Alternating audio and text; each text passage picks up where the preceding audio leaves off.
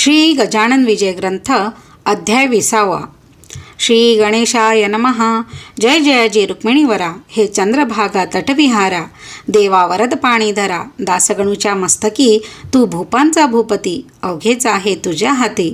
मग माझी फजिती कार्य ऐसी मांडलीस, माझे पाप ताप दहन करा कृपा कृशाने करून. राहो आनंदी सदा मन तुझे भजन करावया, यात अंतर केल्यास वृथा तुला लागेल दोष. खऱ्या थोरांनी आपणास बट्टा लावून घेऊ नये, म्हणून हे श्यामसुंदरा राही रुक्मिणीच्या वरा. पांडुरंगा परम उदारा, माझी इच्छा पूर्ण करी. असो समाधीस्थ झाल्यावर श्री गजानन साधूवर म्हणू लागले नारे नर, आता काय ह्या शेगावी. शेगावीचा ज्ञान गभस्ती असता गेला निश्चिती, आता काय तेथे माती राहिली आहे निवळ. समुद्राच्या आटल्या नीर वा पुष्पतरूंचा गेला भर, कोण त्याचे करणार कौतुक या जगामध्ये. आता खेपा शेगावात करणे आहे की निमित्त, देव नसता देव्हाऱ्यात माळा बांधणे व्यर्थची. ऐसे कित्येक बोलती परी असे साच भ्रांती, महाराजांची दिव्य ज्योती अदृश्य आहे तेच ठाया. जेवी इंद्रायणीचे तीरी ज्ञानेश्वर समाधिस्थ जरी हे ते आहेत भेटले परी, तेच ठाई भाविका. तैशीच शेगावात श्री गजानन स्वामी समर्थ ऐसा, जयांचा सिद्धांत दर्शन त्यांना तेथ होते. ते विषयींची एक कथा सांगतो मी येथ आता. गणपत कोठाडे नामे होता एक भाविक गृहस्थ, हा रायली कंपनीचा एजंट शेगाव दुकानीचा. नित्य नेम होता त्याचा दर्शनाचा शोते हो. अस्तमानी प्रतिदिवशी यावे त्याने मठासी, बैसोनिया समाधीपासी स्तवन करावे एकनिष्ठे. एकदा ऐसे वाटले त्यास, अभिषेक करून समाधीस उद्यांच्या विजयादशमीस ब्राह्मण भोजन घालावे. केली सर्व तयारी अभिषेकाची साजिरी, शिधा मठाभितरी धाडीला मोठ्या प्रमाणात. ते कांता म्हणे, हो प्राणनाथा, हे तुम्ही काय करिता. हाड नाही तुमच्या हाता. खर्च करण्याच्या बाबतीत उद्या आहे विजयादशमी, म्हणून पोराबाळासी कपडे अलंकार अंगासी करून घाला काहीतरी. हे अभिषेक ब्राह्मण भोजने वरचेवरी न योग्य करणे. दिली आपण ईश्वराने 4 पोरे बाळे हो, फुटका मणीना अंगावरती, मी लंकेची पार्वती. गृहस्थाची ही का रीती, संचय करावा धनाचा, हे कांतेचे भाषण गणपतरावा न रुचले जाण. तो म्हणे, प्रपंचाहून श्रेष्ठ परमार्थ वाटे मला, तोच त्याच्या कांतेसी स्वप्न पडले रात्रीसी. उगेन छळी पतीसी, तो करतो ते करू दे, त्यात तुझ्या बापाचे काय जाते सांग साचे. प्रेम अशाश्वताचे वेडे हे बाळगू नको, यामध्ये न काही सार धन भूचे भूमीवर. येथे मात्र बरोबर पापपुण्याच्या मानवाच्या अभिषेक ब्राह्मण भोजन हे परमार्थिक आहे पुण्य. त्याच्यासाठी वेचिता धन ते न जाय अनाठाई. पेरलेल्या बीजापरी त्याची स्थिती होते खरी, म्हणून सांगतो तुला पुरी, अडथळा त्या करू नको. ऐशा पाहून स्वप्नास सांगती झाली पतीस, तेने गणपतरावास हर्ष झाला विबुध हो. आले का हे प्रत्यंतर, महाराज इथेच साचार सोडून द्यावा कुविचार. आजपासून काहीतरी मुले बाळे कोणाची, धनदौलत कोणाची, तू न वाही चिंता त्यांची, ते अवघे समर्थांचे. असो गणपतरावाने पूजन केले आनंदाने, त्या दसऱ्याच्या मुहूर्ताने खर्चही केला अत्युत्तम. या गणपतरावाची निष्ठा समर्थपदिसाची जडली शुद्ध स्वरूपाची होती पहिल्यापासून. लक्ष्मण हरी जांजळाला ऐसाचा अनुभव एक वेळा बोरी बंदरावरी आला, तो ऐका सांगतो. काही कामानिमित्त लक्ष्मण गेला मुंबईत. हा समर्थांचा होता भक्त, पहिल्यापासून विबुध हो.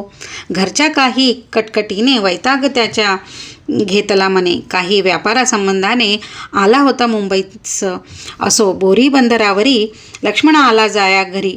तो आगगाडीच्या धक्क्यावरी एक भेटला परमहंस. अजानुबाहू उंच बांधा, दृष्टी नासाग्रासी सदा. ओंकाराचा सर्वदा जप चालला त्याच्या मुखी. तू बोलला लक्ष्मणास, तू गजाननाचा आहेस शिष्य. ऐसे असून हताश का होतोस कळेना. तू आपुल्या जेव्हा घरी पुण्यतिथी केलीस खरी, 400 पानांची तयारी करून अमरावतीला. गोपाळराव पेटकर आणि बापट मास्तर यांचा कैसा प्रकार घडला तो आण मना.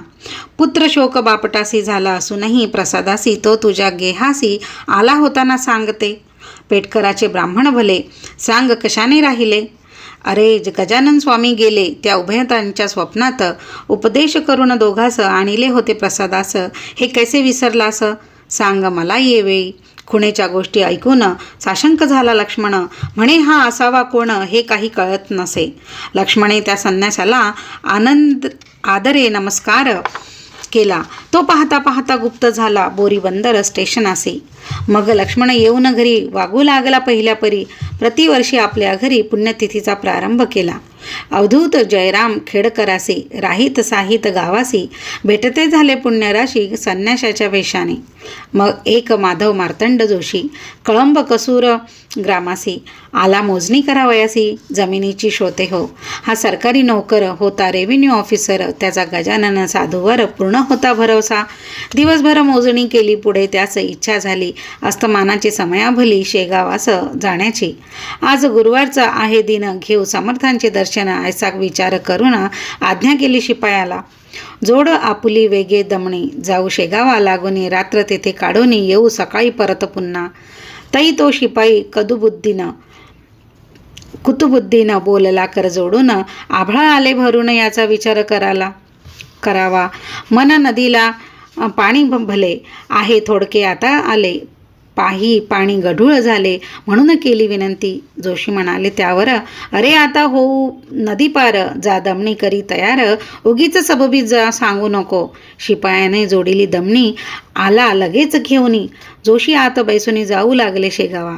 दमणी घातली नदीत तो पाणी आले अकस्मात जाण्या पैल तटाप्रत अवसर नाही राहिला. झंझावात बळावला कडकडाट करी चपला. मन नदीला पूर आला क्षणा माझी भयंकर. मेघ वर्षे मुसळधारा झंझावात सुटला खरा. शेतकऱ्यांची या छपरा तो उडवू लागला हो. शिपाई म्हणे कुतुबुद्धीनं आहेच येथेच आले मरण तुम्हा आम्हा लागून उपाय यासी आता नसे. तई माधव मार्तंड जोशी घाबरे झाले निज मानसी. बाहू लागले समर्थासी करणायुक्त वचने. हे समर्था गजानना रक्षणा आमुच्या करी प्राणा. अशा संकटी तुझ्या विणा त्राता न कोणी आम्हा ते. कथा ऐकली पुराणात जहाज बुडता बुडता समुद्रास त्यास संतांनी देऊन हात रक्षण केले सर्वस्वी. तूही संत असामान्य ब्रह्मवेत्ता करुणाघन करी आमुचे रक्षण येऊन या पुरामध्ये. दमणीत आले जीवन बैल गेले घाबरून. मग जोशी पुढे होऊन बोलते झाले शिपायास तू आता मागे सर अवलीचियाचे भजन कर तेच नेतीला आपणा पार त्याची चिंता करू नको. जोशी म्हणाले समर्था अगाध आहे तुझी सत्ता वाटेल ते करी आता तारी अथवा मारी आम्हा. कासरा दिला सोडून दोघांनीही मिटले नयन. ते काय घडले वर्तमान ते आता परियेचा. ऐशा महापुरातुनी पैल तटा पावली दमणी उभी राहिली येऊनी सडकेवरी शेगावाच्या. ऐसा प्रकार पाहता आनंदली उभयता पहा केवढी अगाध सत्ता आहे अवली या बाबांची. पुरा माझी रक्षण केले निज भक्तांना बुडवू दिले. जोशी शेगावाप्रती आले एक घटका रात्रीस. वंदन केले समाधीला पालखीचा पहिला सोहळा. दुसरे दिवशी बहुत केला दानधर्म जोशांनी. भाऊची यापासी ब्राह्मण भोजन घालण्यासी काही रुपये अतिहर्षी जोशी देते जाहले. साकल्ले कथिले वर्तमान बाळाभाऊ लागून हे नवसाचे ब्राह्मण तुम्ही घाला माझ्यास्तव. का की मला रजा नाही काम जरुरीची पाही असे सांगून लवलाही जोशी गेले निघून. एक यादव गणेश सुभेदार होता हिंगणीचा राहणार. हा करीत असे व्यापार वराडात कापसाचा. यास एके साली भला 10,000 तोटा आला. त्या चिंतेने क्षीण झाला काही न सुचे मानसी. परी व्यापार सोडवे ना चिंता मनीची जाईना. फायदा काही होईना त्याच्या मनाप्रमाणे. फायद्यासाठी खटपट करी नाना प्रकारे साजेरी. स्वस्त ना बसती व्यापारी राहती सदा प्रयत्नात. हा एकदा वर्ध्यात आला काही कामानिमित्त. उतरण्या गेला घरात विनायक अरसिक कराच्या. तो इतक्यात तेथे आला एक भिकारी बुध हो भला. भिक्षा काही मागण्याला. असीर कराच्या घरात पोशाख अवघा मराठी. करा माझी भव्य काठी. डोईस होती टोपी मोठी. बनातीची मळकट कंपवायूने शरीर कापत होते वरच्यावर. त्यास पाहता आसीर कर चित्ती परम कोपले. जा बेट्या मागल्याद्वारी तेथे मिळेल भिक्षा खरी. नको चढूस पायरी ओसरीचे ये वेळा. परी हे बोल त्याचे भिक्षे करीना मानिसाचे, येऊनीवरती ओसरीचे यादवा सन्निध बैसला. घाल भिक्षा काहीतरी असे म्हणून पुढे करी, भिक्षापात्र भिकारी यादव सुभेदाराच्या. यादव म्हणे मनात, भिकारी हा लोचट बहुत, नको म्हणत असता येत हा बैसला येऊन. त्या ते पाहता न्याहाळून तई तो भासला गजानन सुभेदा कारण. शेगावचा राजयोगी दृष्टीच तेज अत्यंत, स्वरही त्यांच्या परिसत्य, फरक इतकाच होता त्यात कंप होता तनुला.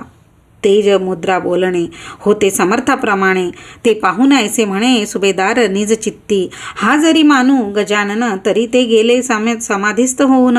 आता महाराज कोठून पडतील आमच्या दृष्टीशी. काही असो पैसे दोन देव भिकाऱ्या कारण, श्री गजानन समजून उहापोत ज्याचा नको. पैसे घेतले भिकाऱ्याने आणिक काही देई म्हणे श्री गजानना कारणे. शेरणी वाट गुळाची ते वायदे करीसी वरचेवर, ते मी न आता मानणार तोटा 10,000. तुझ व्यापारी आला ना त्याचा विचार अंतरी, करून देई काहीतरी रुपये मजला लवकरी, काढ पाकिट खिशातून. ऐसे भिकारी बोलता सुभेदार झाला देता, काही रुपये तत्वता पाकिटाचे काढून. भिकारी म्हणे ते अवसरी, संतुष्ट मी इतुक्यावरी, होत नाही दे लवकरी आणखी रुपये काही मला. पुन्हा रुपये काढिले भिकाऱ्यासी अर्पिले, तो इतक्यात घरात गेले विनायकराव आसिरकर. यादवराव एकटा बसला होता अरसिकाकराच्या ओसरीवर. ते पाहून बोलला सुभेदारासी येणे रीती, संशय गजाननाविषयी का घेतोस चित्ती पाही. कपडे काढून उभा राही माझ्यापुढे ये वेळा, तुझ्या अवघ्या अंगावर दृष्टी पडू देई एकवार. माझी तेणे होईल दूर व्याधी तुझी यादवा, तू मजला मुलापरी का रे लाजसी अंतरी. ऐसे म्हणून पाठीवरी हात फिरविला तयांनी, फिरविला नखशिखांत अंगावरून त्याने हात. तो आले इतक्यात आसिरकर ओसरीला. रुपये घेऊन भिक्षेकरी गेला द्वाराच्या बाहेरी. यादवाने बहुतापरी तपास केला गावात. परीनं थांग लागला शेवटी त्याने निश्चय केला ऐसा आपल्या चित्ताला, की हा असावा गजानन सुभेदार म्हणे मानसी. हे समर्थ आपल्या असल्या आज दिवशी फायदा होईल व्यापारासी काहीतरी निसंशय. तो सुभेदाराच्या गाड्या आल्या कापसाच्या विकावयासाठी त्यासाच्या वर्ध्याची या बाजारी. विक्री होता किंमत येती झाली तया बहुत. त्याने यादव चित्तात समाधान पावला आणि निश्चय ऐसा केला, जो भिकारी भेटला तो होता समर्थ भला. श्री गजानन योगीराज समर्थ आपल्या भक्तांचे रक्षण करीती अहर्निशी. निष्ठा मात्र त्यांचे विषयी दृढतर पाहिजे मनात. भाऊ राजाराम कवर खामगावी होता डॉक्टर, त्याची तेल्हाऱ्यावर बदली असे झाली म्हणून तेथे जाण्याला खामगावहून निघाला. सहकुटुंब मठात आला. घ्याया श्रींचे दर्शन. गाडी केली, तेल्हाऱ्याची तयारी केली. निघण्याची वेळ अस्तमानाची असती झाली ते वेळा. बाळाभाऊ मठाधिपती तो त्या बोलला येणे रीती, अहो ऐका माझी विनंती, प्रसाद घेऊन यावे जावे तुम्ही आजपर्यंत केला ना येथून उपोषित. गेला कधी आज ऐसे विपरीत का हो मनी आणिले, यातून आहे व्यातिपत हे आणावे मनात. कवर सांगे त्याप्रत मला निकड आहे बहु, आज रात्री प्रसाद घेतो, मागल्या रात्री निघून जातो.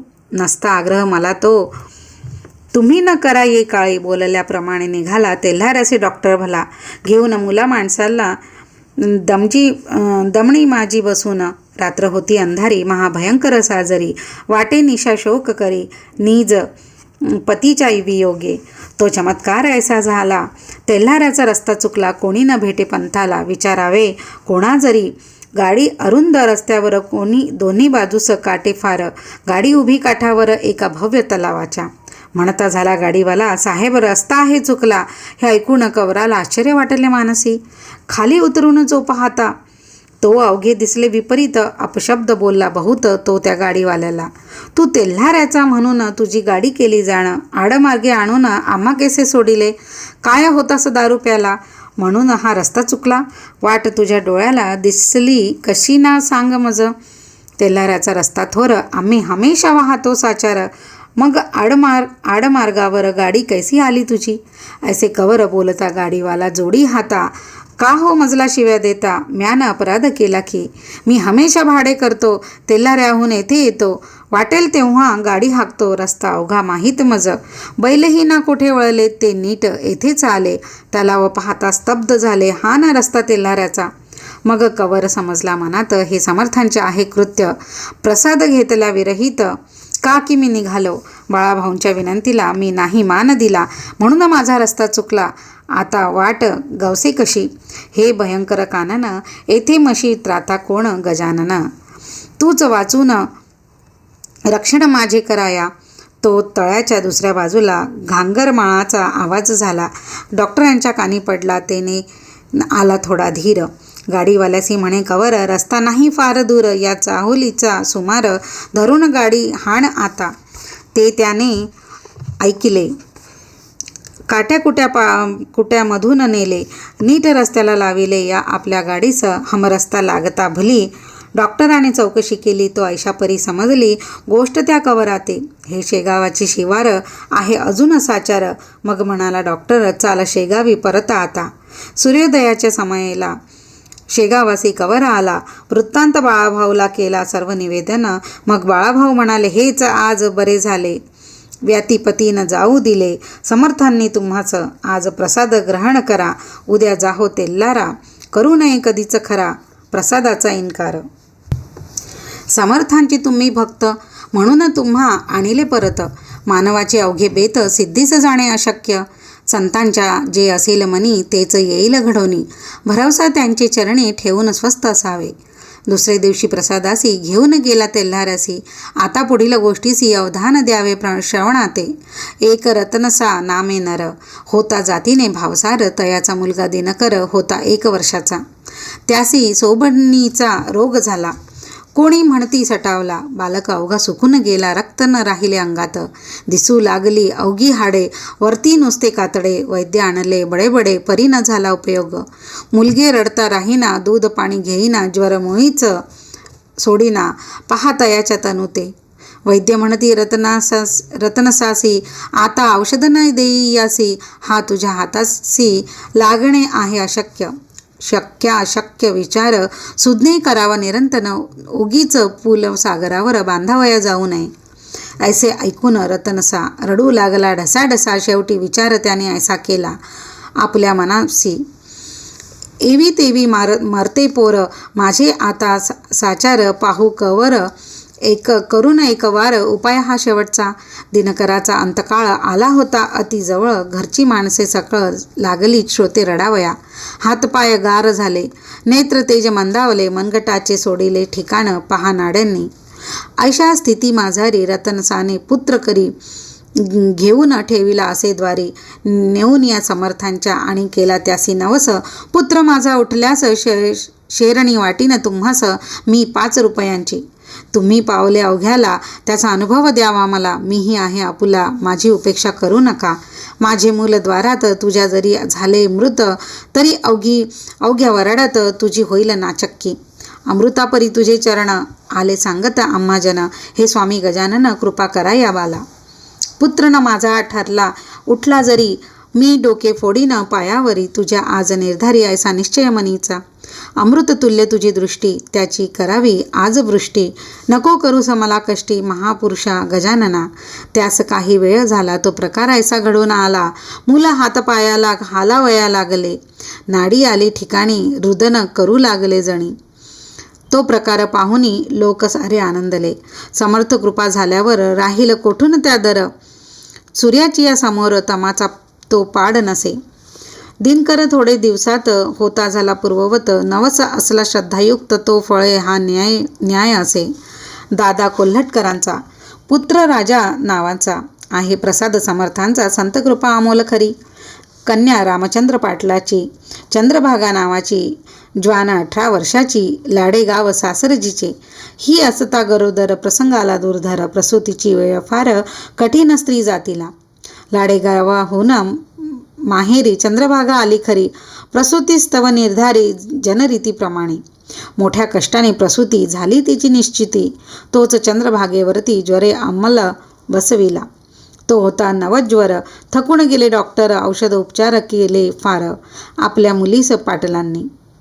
थोडा बहुत गुण आला. व्याधी तितक्या पुरता दबला. परी नव्हता मुळीच झाला नामशेष देहातुनी.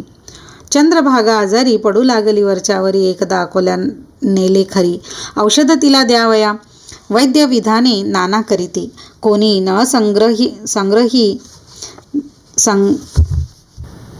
संग्रहणी बोलती. कोणी वैद्य ऐसे म्हणती. क्षय झाला मुलीसया. मेळ एकाचा एकाला नाही मुळी लागला. मग पाटलाने विचार केला. आता वैद्य गजानन तारो अथवा मारो इसी. अंगारा लावा प्रतिदिवसी. तीर्थ द्यावे प्यावयासी समर्थांच्या पायांचे. पिता मोठा निष्ठावंत समर्थावरी अवघा घेत. हळूहळू त्या पोरी प्रत गुण येता झाला. तिला उठवत नव्हते शयेसी. ती चाली दर्शनासी. पायी चालत मठासी. हे महत्व अंगाऱ्याचे. निष्ठावंत ज्याचा भाव तयाची पावे देव. उपायास्यापदी भाव उपासके ठेवावा. रामचंद्राची अंगना जानकाबाई सुलक्षणा. परी दैवयोग सुटेना तो भोगल्या वाचुनी. वाताचा झाला विकार जानकाबाईस साचार. पोटदुखी वरच्यावर काही उपाय चालेना. औषध देता दबे वात पुन्हा उठे पूर्ववत. ऐसा प्रकार क्रमदिवस बहुत चालला होता श्रोते हो. त्या वाताची अखेरी होती झाली मस्तकावरी. मेंदू बिघडला निर्धारी. गेली जाणीव मावळून. वेड्यापरी करावे वाटेल ते बोलावे. कधी उपाशी निजावे कधी बसावे जेवत. कोणी म्हणती लागले भूत. कोणी म्हणती रोग सत्य. काही वधू लागले तेथ हा करणीचा प्रकार असे.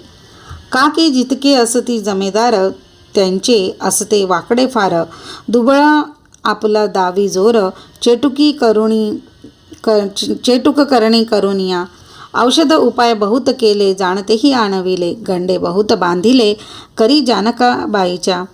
पाटील घरचा श्रीमंत तो सापडला अडचणीत. म्हणून येता झाला उत अवघ्या त्या दांभिकांना. कोणी अंगात आणावे वेडाचे निदान करावे. काहीतरी सांगावे धनास्तव पाटलाला. तो बिचारा सारे करी. कांता बरी न होय परी. विचार त्याने अखेरी ऐशा रीती ठरविला. वैद्य आता गजानन जाणता आता गजानन. देव ऋषी आता गजानन. तो जे वाटेल ते करो. माझी बायको सून त्याची ही भावना माझी साची. आता अन्य उपायांची गरज नाही आम्हाला. तू उद्यापासून प्रातकाळी करी स्नान. मठा माझी जाऊन घाली प्रदक्षिणा समाधीसी. ते तिने पतीचे वचन सर्वथैव केले मान्य. समर्थम समाधी लागून घालू लागली प्रदक्षिणा. गेल्यानं त्या मात्र वाया. दया आली सद्गुरू राया. वाता विकार जाऊन या. निर्दोष ती जाहली खऱ्या खऱ्या संतांची. सेवा न जाई वाया साची. परिनिष्ठा मानवाची जडणे तेथे अशक्य. समर्थांच्या नंतर बाळाभाऊ गादीवर बसले. त्यांचे चमत्कार काही थोडे झाले. हे वैशाख वद्य षष्टीसी शेगावी गेले वैकुंठासी. त्यांच्या मागून गादीसी बसले येऊन नारायण. बाळाभाऊ जेव्हा गेले तेव्हा नारायणाचे स्वप्न पडले. नांदुरे ग्रामी भले ते थोडे सांगतो. हे माळी नारायणा तू शेगावास करी गमना. रक्षण्या भाविक जनांना ऐसे मला वाटते. ऐसे स्वप्नी सांगून निघून गेले गजानन. म्हणून आले नारायण शेगावा माजारी. काही दिवस यांनीही अधिकार चालविला ते ठाई. यांची समाधी झाली पाही चैत्र शुद्ध षष्टीला. पूर्व सुकृता वाचून संत सेवा न घडे जाण. संत सेवेचे महत्पुण्य त्या पुण्यापार नसे. श्री गजानन लीलेचा पार कधी न लागायचा. अंबरीच्या चांदण्यांचा हिशेब कोणानं लागे कधी. मी अज्ञान पामर मती नाही तिळभर. मग हा लीला सागर मुखी केवी वर्णू हो. त्याने जे जे वदविले ते ते मी कथित केले. लेखणीने अक्षर लिहिले परी ते न तिचे सामर्थ्य. ती लेखणी ज्याच्या करी तोच अक्षरे काढी सारी. निमित्ता कारण होते खरी लेखणी ती लिहावया. तैसेच येथे झाले. मी लेखणीचे काम केले लिहविते स्वामी भले श्री गजानन महाराज. त्यांच्या कृपे करून मी हे केले लेखन. येथे माझे मोठेपण काहीच नाही विबुध हो. स्वस्ती श्री दासगणू विरचित हा गजानन विजय नामे ग्रंथ आता आला कळसाप्रत. कळसाध्याय पुढे असे. शुभम भवतु श्री हरिहरार्पणमस्तु. इति श्री गजानन विजय ग्रंथस्य 20ोऽध्यायः समाप्तः.